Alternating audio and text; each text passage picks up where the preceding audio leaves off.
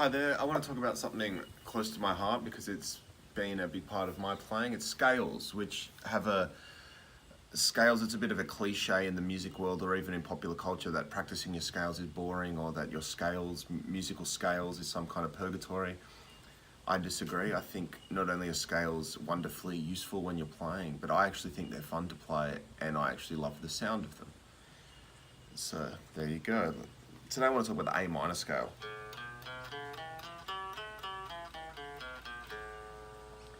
The easiest way to imagine scales is on a piano.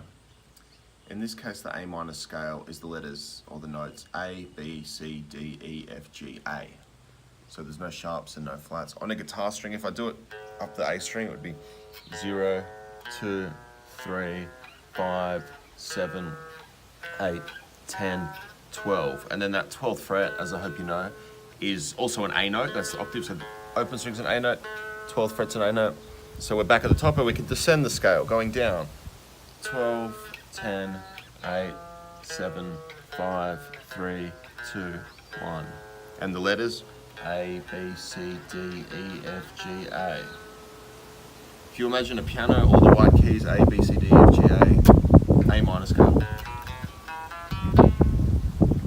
Scale, I think it comes from the Latin or Greek word like scala, like a ladder. So if you imagine climbing up a ladder, the rungs of the ladder, the notes are the notes of the ladder.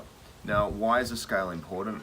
A scale matches to a chord, or actually a chord is built from a scale. Now, I don't want this to turn into a music theory lesson because I do have at least one video on my channel that's kind of like introduction to music theory or my way of trying to explain music theory in a relatively compact YouTube video. I think it's still up at about 20 something minutes, probably my longest video, even trying to be concise because obviously it's a dense topic.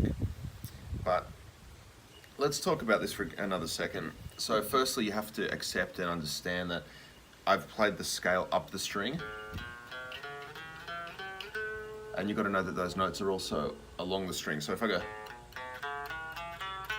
those are the same notes, just in one case I've played all the way up the A string, in another case I've skipped to string. So the notes are still B, C, D, E, F, G, A.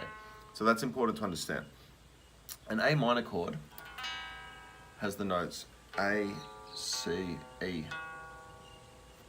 And in this case it's just an A note, an E note, an A note, a C note, an E note. So no one ever said, when you make a chord A, C, E, A minor, no one ever said that they have to be in that order. Although the most basic piano A minor would be like A, C, E, like 3 notes that would make on a piano. But on the guitar, and on every other instrument, including the piano, we don't have to play the notes in order to make a scale. Now I find it much easier to analyze the scales going up the string like this.